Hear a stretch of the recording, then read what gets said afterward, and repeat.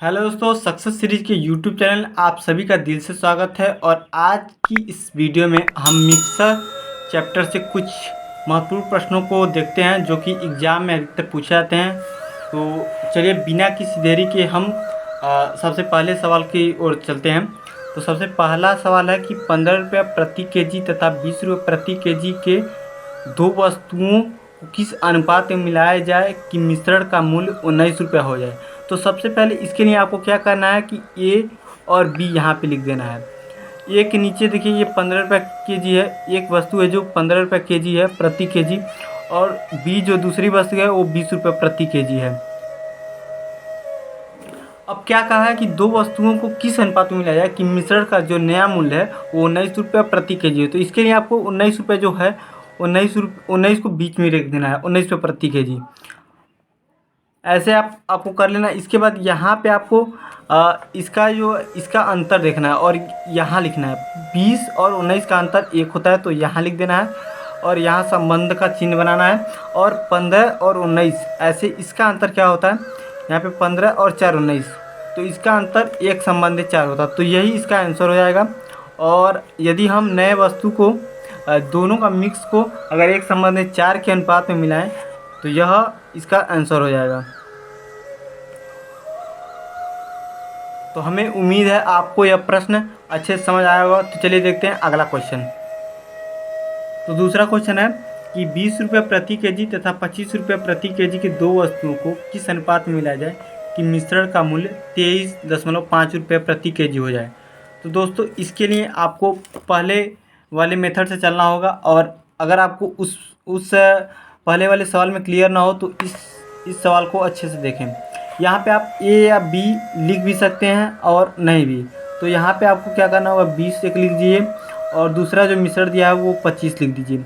और दोनों का जो मिश्रण दिया है, मिश्रण का मूल्य वो 23.5 है। तो इसको हम क्या करेंगे, बीच में लिखेंगे। अब देखते हैं इन दोनों का अंतर और दोनों मूल्यों का अंतर देखेंगे, वही जो संबंध इनमें होगा वही इनका अनुपात होगा। तो चलिए देखते हैं। और 20 और 23 का अनुपात क्या हो जाएगा, 3.5 ये हो जाएगा। क्योंकि अगर 20 और 23 का अंतर देखा जाए तो 3.5 होता है। अगर अंतर आप नहीं जानते कैसे निकालते, तो यहाँ पे देखिए, अगर हम 23.5 से 20 को घटाएं, यहाँ पे 0 होता है तो कितना आएगा 5, और ये 3 में से 0 हो जाएगा 3, और यहाँ से कैंसिल हो जाएगा। तो इस तरीके से देखिए 3.5 आ गया। अब इसी प्रकार 25 और 23.5 का अंतर भी कितना होगा, 1.5 होगा। और इन दोनों के बीच जो संबंध होगा वही इन मिश्रण के अनुपात हो जाएगा।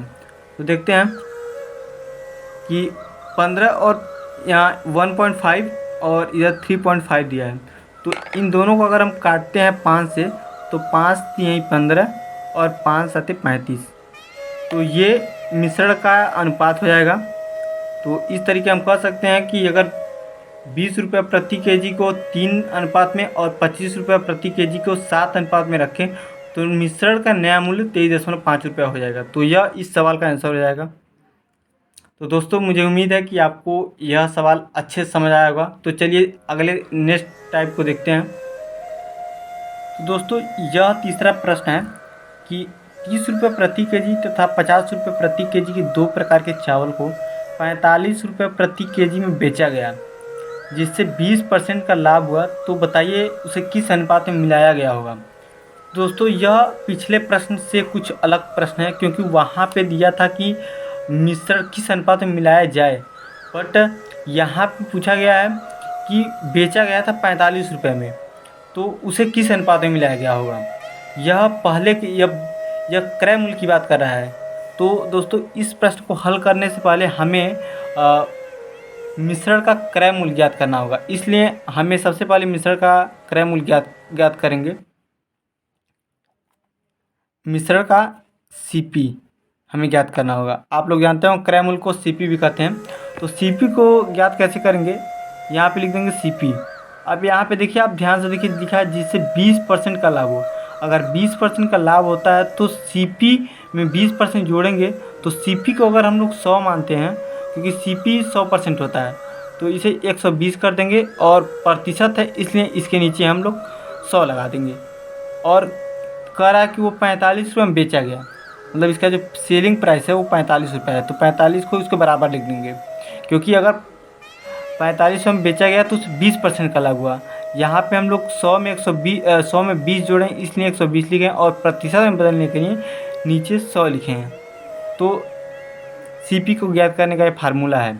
तो यहाँ पे देखिए, अब CP ऐसे लिख देंगे, और ये जो 100 है वो क्योंकि वो बट्टे में है तो इधर जाएगा तो गुणा में हो जाएगा, और इसके नीचे ये जो 120 है ये इसके नीचे आ जाएगा।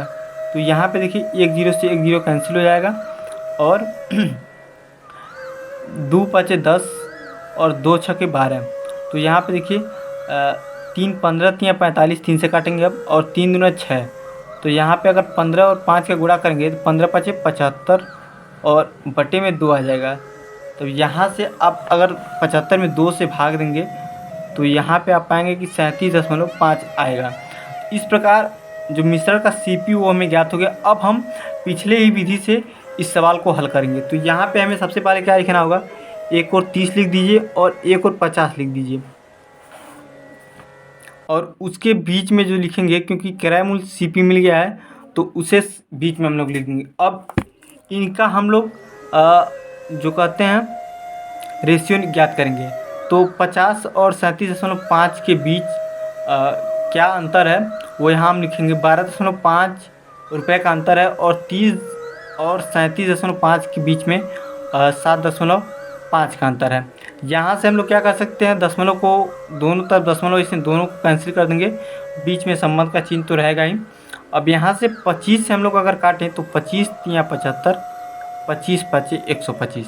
तो यहाँ पे इन मिश्रणों का संबंध 5 संबंध 3 आ गया, और यही इस प्रश्न का उत्तर है।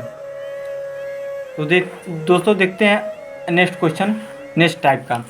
यहाँ पे देखिए लिखा है कि दूध में किस अनुपात में पानी मिलाया जाए कि लागत मूल्य पर बेचने पर उसे 20% का लाभ हो। तो दोस्तों इस प्रश्न को हल करने के लिए आपको एक फार्मूला पता होना चाहिए कि यहाँ पे अगर एक फार्मूला होता है दूध बटे पानी। आप लोग ये जानते हैं कि दूध हमेशा 100% होता है, और जो पानी होता है वो फ्री का होता है, मतलब पानी जो है फ्री मिलता है, इसलिए अगर हम दूध में जितना पानी डालते हैं उतना हमें लाभ प्राप्त होता है। तो ये फार्मूला है, और इस फार्मूले की मदद से हम लोग इस प्रश्न को हल करेंगे। तो देखते हैं दूध में किस अनुपात में पानी मिलाया जाए कि लागत मूल्य पर बेचने पर 20% का लाभ हो। तो यहाँ पे देखिए 100% ऊपर लिख देंगे क्योंकि ये दूध है, और नीचे लाभ कितना हो 20% का। तो यहाँ पे इनका अनुपात क्या होगा, 20 25 100, ऊपर 5 होगा। तो इसको हम लिख सकते हैं 5 संबंधी 1। यह इस प्रश्न का उत्तर हो जाएगा। नेक्स्ट क्वेश्चन देखते हैं, इसी टाइप का क्वेश्चन और देखते हैं एक, ताकि आपको यह प्रश्न एकदम अच्छे से क्लियर हो जाए। यहाँ पर भी आपको पिछले फार्मूले की तरफ से लिख देना है दूध बटे पानी। इसका अनुपात क्या होगा, जो इसका मान प्राप्त होगा वही इन दोनों का अनुपात होगा। तो यहाँ पे देखिए 100% जानते हैं दूध 100% होता है, और जो पानी होता है वह लाभ होता है। तो यहाँ पे लिखा है 25% का लाभ, तो यहाँ पे 25% हम लोग लिखेंगे। अब परसेंट से परसेंट कट जाएगा, और 25 चौका 100, ऊपर 4 आ जाता। तो आप लोग जानते हैं कि अगर नीचे कुछ नहीं बचता तो हर एक होता है। तो इसको आप इस तरीके से भी लिख सकते हैं, 4 संबंधी 1 दूध संबंधी पानी। तो ये दोस्तों ये इस 4 संबंधी 1 इस प्रश्न का आंसर हो जाएगा। तो मुझे उम्मीद है कि आप सभी दोस्तों को यह 5 प्रश्न अच्छे समझ आया होगा। अगर आप इसी तरीके से वीडियो चाहते हैं कि हर एक टॉपिक पे आपको ट्रिक वाइज वीडियो मिल जाए, तो आप इस कमेंट बॉक्स में लिख सकते हैं, और हमारे सपोर्ट के लिए हमारे चैनल को सब्सक्राइब कर सकते हैं। धन्यवाद।